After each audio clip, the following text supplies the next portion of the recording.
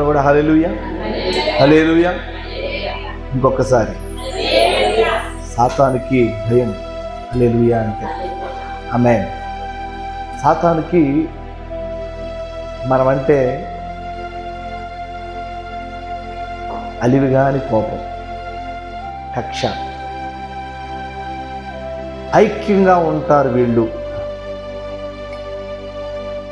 క్రైస్తవులు ఐక్యంగా ఉండకూడదు, ద్వేషంతో ఉండాలి, కలహముతో ఉండాలి, తిట్టుకోవాలి, కొట్టుకోవాలి, కేసులు పెట్టుకోవాలి.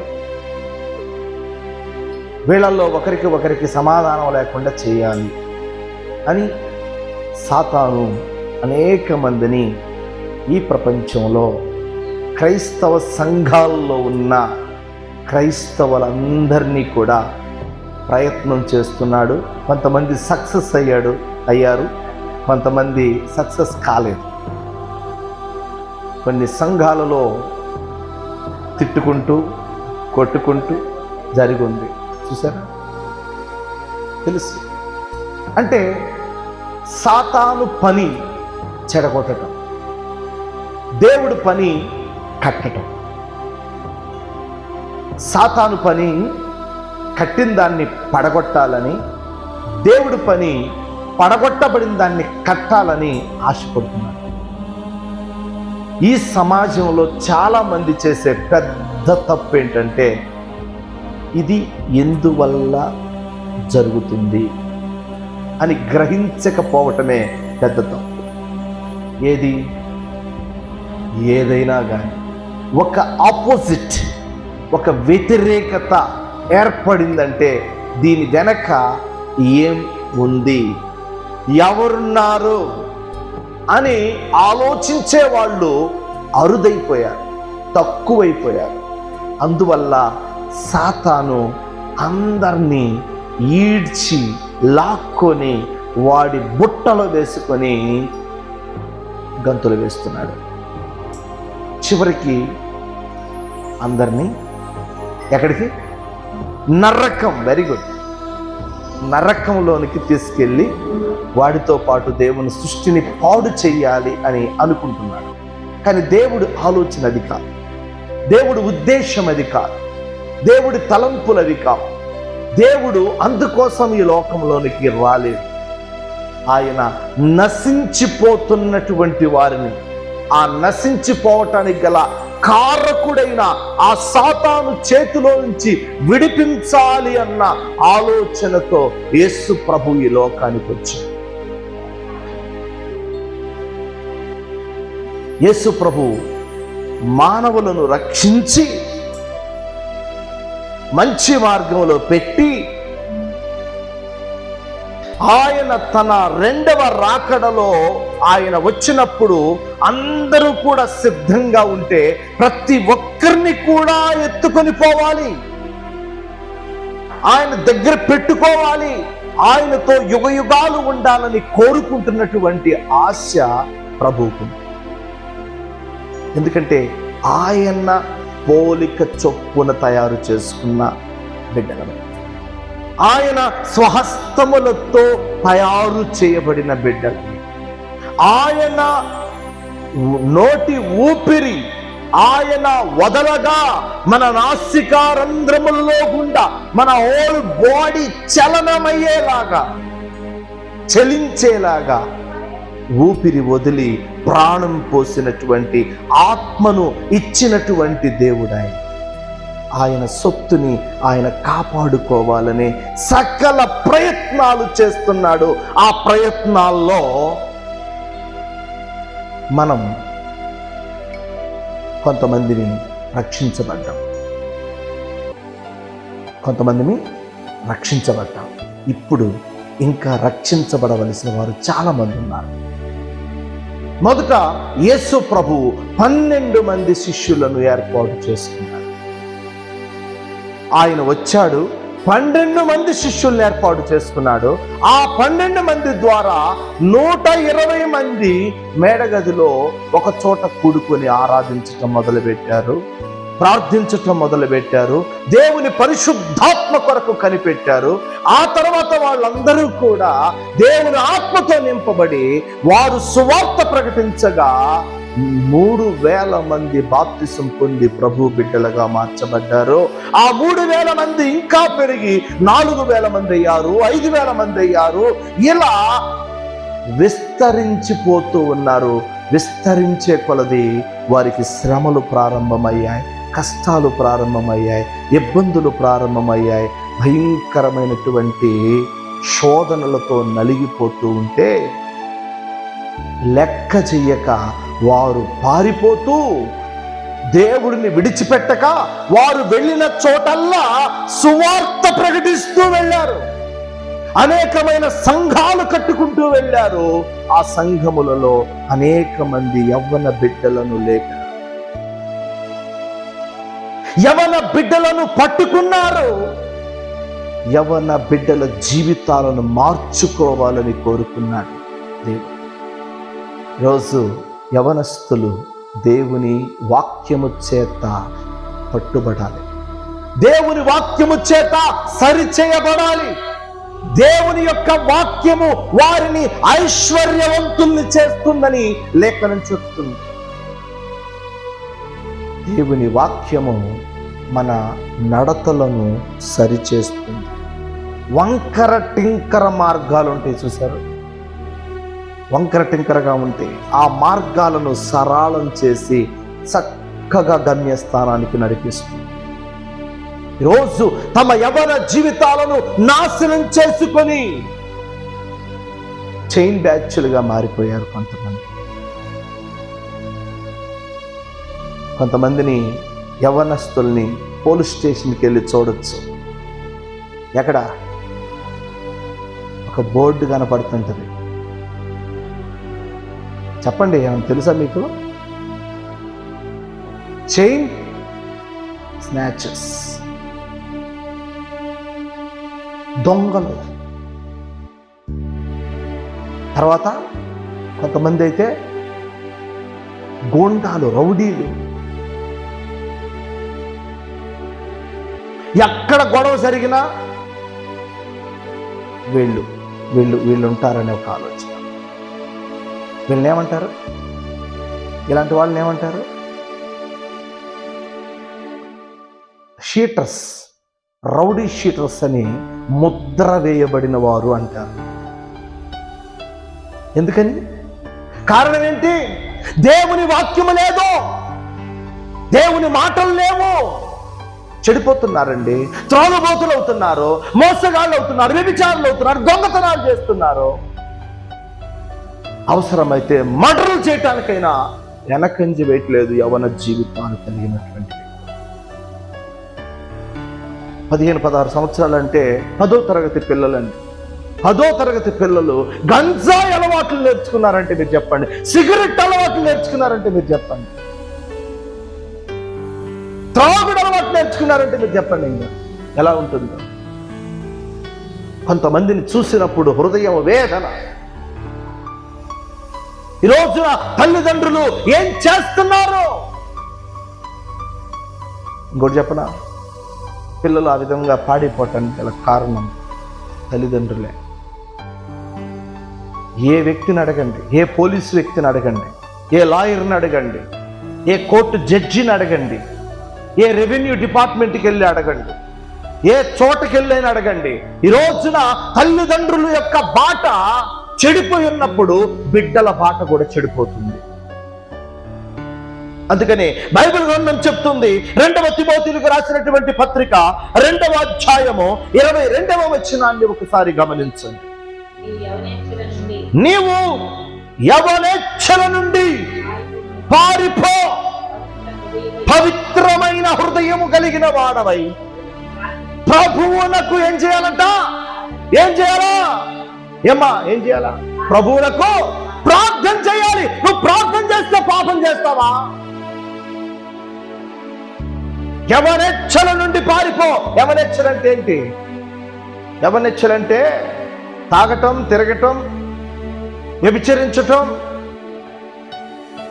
తర్వాత ఆటకాయితనం అంటారు చూడండి, వాళ్ళతో వీళ్ళతో స్నేహాలు చేస్తూ ర్యాగింగులు చేయటం, ఇలాంటి తప్పుడు కార్యక్రమాలలో పాల్గొనేటువంటి వారిని వీళ్ళే ఈ చెడిపోయినటువంటి పిల్లలు, యవనస్తులు దేవుని యొక్క రాజ్య విస్తరణలో బహుబలంగా ఉపయోగపడాలి. దేవుడు కోరుకుంటున్నాడు, యవనస్తులను దేవుడు గొప్పగా దీవించాలనుకుంటున్నాడు.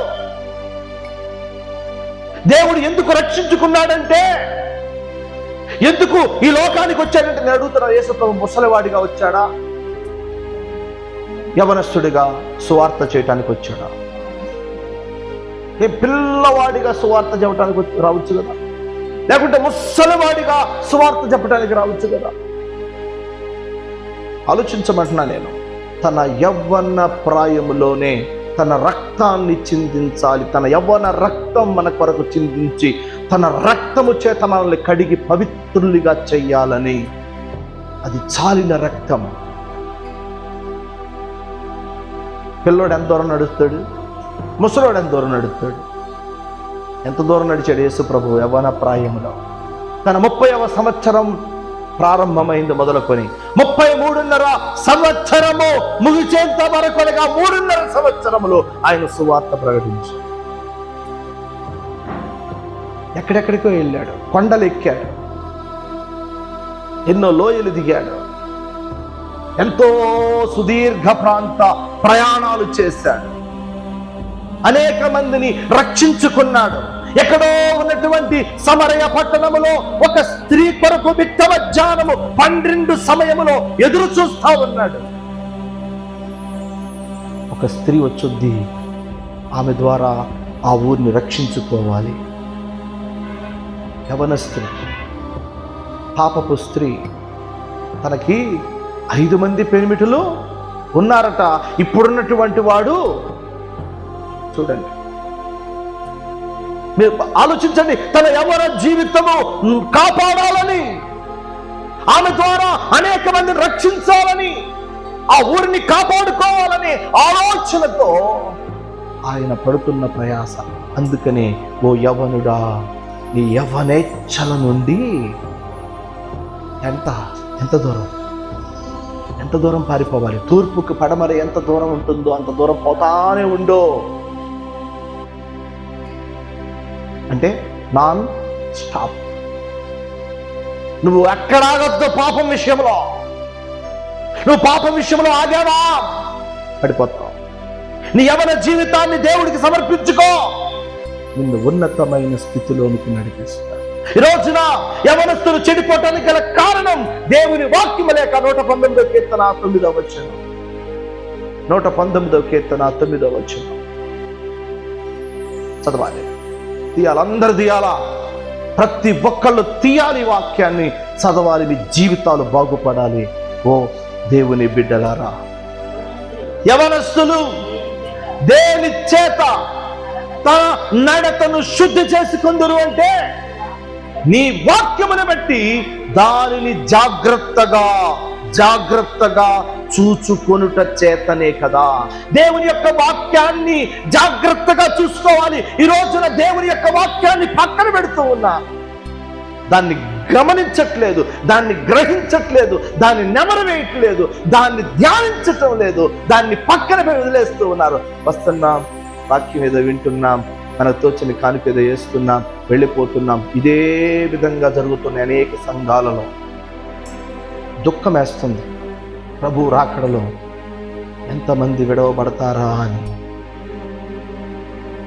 దేవుని వాక్యము చేత తమ నడతలు శుద్ధి చేయబడాలి. నేను చెప్తున్నా, ఇది ఒక యవనస్తులకే కాదు, ఇక్కడ ఉన్నటువంటి ప్రతి తల్లికి, ప్రతి తండ్రికి, ప్రతి పెద్దలకి, ప్రతి చిన్న బిడ్డకు కూడా వర్తిస్తుంది. ఈ వాక్యం ద్వారా మీరు బలపడుతూ 10 మంది యవనస్తులని ప్రభువులో బలపరచండి. మీ జీవితాలు దీవించబడతాయి. ఎంతమంది అండి ఈ రోజున వాళ్ళ కుటుంబాలు, వాళ్ళ జీవితాలు నాశనం చేసుకుంటున్నారు. కొన్ని కుటుంబ గాథలు వింటుంటే కళ్ళ మీద నీళ్ళు వస్తున్నాయి. తమ భార్యలని విడిచిపెట్టేస్తున్నారు. భర్తలను కూడా భార్యలు కొంతమంది విడిచిపెట్టేస్తున్నారు. పోతే పోయాళ్లే, సుఖంగా బతుకుతున్నాను, పోతే పోయిందిలే, సుఖంగా బతుకుతున్నాను అని అటు భార్య ఇటు భర్త అనేకమైన కుటుంబాలు ఈ రీతిగా పతనమైపోతూ ఉన్నాయి. బిడ్డలు ఏం కావాలి? బిడ్డల జీవితాలు ఏం కావాలి? పెరిగే పిల్లలు ఏం కావాలి? దొంగలైపోతున్నారు, పోలీసుల చేతుల్లో పట్టుబడుతున్నారు. ప్రభు నమ్మినటువంటి బిడ్డలు ప్యాకాట దగ్గర కూర్చుంటే పోలీసులు పట్టుకున్నారట. ప్రభు నమ్మినటువంటి బిడ్డలు యవనస్తులు పేకాట. మళ్ళీ ఆదివారం ఏమెరగనట్టుగా పరిశుద్ధంగా దేవుని మందిరంలో మళ్ళీ కనపడతారు. చాలా బాగా కనపడతారు, మళ్ళీ పవిత్రంగా కనపడతారు. పరిచర్య కూడా చేస్తారు కొంతమంది. కొంతమంది అసలు చేయరనుకోండి, వాళ్ళకేం పని. వాళ్ళ అమ్మ వాళ్ళ నాన్న కష్టంతో వాళ్ళు దేవుని మందిరానికి వచ్చేవాళ్ళు. ఏమండి, నేను చెప్పింది నిజమా అబద్ధమా? నేను అందరినీ చెప్పటంలో కొంతమంది సంగతి చెప్తున్నా. కొంతమంది వస్తారు, ఇటు ఉంటారు అటు ఉంటారు, లేరా? ఇటు ఉంటారు అటు ఉంటారు. అయ్యా అది తప్పు అంటే అదే ఇదే పాస్టర్ గారు అనేటువంటి కొంత నామకార్థ క్రైస్తవులు, వేషధారులు ఉన్నారు. అలాంటి వారికి దేవుడే బుద్ధి చెప్పాలి. నువ్వు దేవుడిని నమ్మిన తర్వాత నీకేం పని? ఏమండి, ఎందుకు ఇంట్లో శోధన వస్తుంది? ఎందుకు వస్తుంది ఇంట్లోనికి శోధన?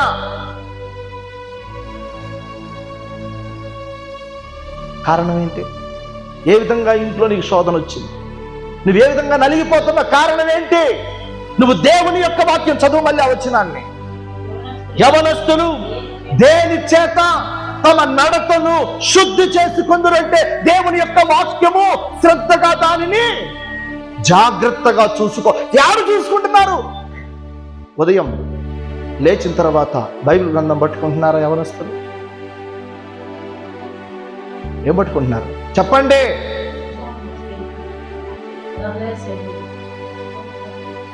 ఎంత సిగ్గుమాలిన పని ఇది చెప్పండి. ఎంత అవమానము దేవుడికి తీసుకొస్తున్నారు చెప్పండి. ఏం పట్టుకుంటున్నారు ఈ రోజున? ఏం చేతిలోకి వస్తుంది ఈ రోజున నిద్ర లేచిన వెంటనే? బైబిల్ పట్టుకున్నవాడు బహు ఉన్నతమైనటువంటి ఆశీర్వాదాన్ని దేవుడిస్తాడు. ఏమండి, చాలా మంది భక్తులు ఉన్నారు బైబిల్ గ్రంథంలో. ఆ భక్తుల వల్ల చాలా మంది తల్లులు తండ్రులు తమ బిడ్డల్ని బహు ఉన్నతమైన స్థితిలో బహు గొప్ప ఆశీర్వాదంలో పెట్టి వాళ్ళ జీవితాలని ఆశీర్వదింపజేసి దేవుని వలన మా బిడ్డలు ఈ రీతిగా ఉన్నారని తల్లులు సాక్ష్యం చెప్తుంటే మేము విన్నామండి. తండ్రులు సాక్ష్యం చెప్తుంటే విన్నామండి. ఎన్ని కుటుంబాలు ఈరోజు పతనమైపోతున్నాయి, ఎన్ని కుటుంబాలు ఈ రోజున నాశనమైపోతున్నాయి. దేవుని వాక్యం లోపం లేక, దేవుని వాక్యము చేత సరిచేయబడక. ఫస్ట్ లేచిన వెంటనే నువ్వు పట్టుకోవాల్సింది సెల్ ఫోన్ కాదు, బైబిల్ గ్రంథాన్ని చేత పట్టుకోవాలి. మళ్ళా నువ్వు రాత్రి నీ పన్ను చూసుకొని వచ్చిన తర్వాత నిద్రపోయే ముందు ఒక అర్ధగంట సమయం బైబిల్ గ్రంథాన్ని నువ్వు చదివి చూడు. ప్రార్థన చేసుకున్నప్పుడు ఎంత నిమ్మలం, ఎంత నెమ్మది. ఈ రోజు నువ్వు చేతబట్టింది బైబిల్ అయితే నీ బిడ్డలు చేతబట్టేది బైబిల్. నువ్వు పట్టేది తల్లిదండ్రులు చెప్తున్నాను, నువ్వు పట్టేది సెల్ ఫోన్ అయితే నీ బిడ్డలు పట్టేది కూడా సెల్ ఫోన్. నువ్వు ఏది విత్తుతావో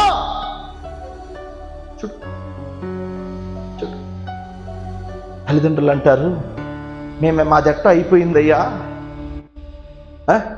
మాదెట్టో అయిపోయింది అంటే మారో. మా బిడ్డలన్నా బాగుండాలి. ఇంక ఇవి మారింది ఎక్కడ? ఇక మార్పు ఎక్కడొచ్చింది నీలో? దేవుని వాక్యం ఏం చెప్తుంది? నువ్వు దేవుని యొక్క వాక్యము చేత మార్పు చెందాలి. నువ్వు మారితే నీ బ్రతుకు, నీ జీవితం, నీ ఉన్నతమైన స్థితిలో నువ్వు ఉంటావు.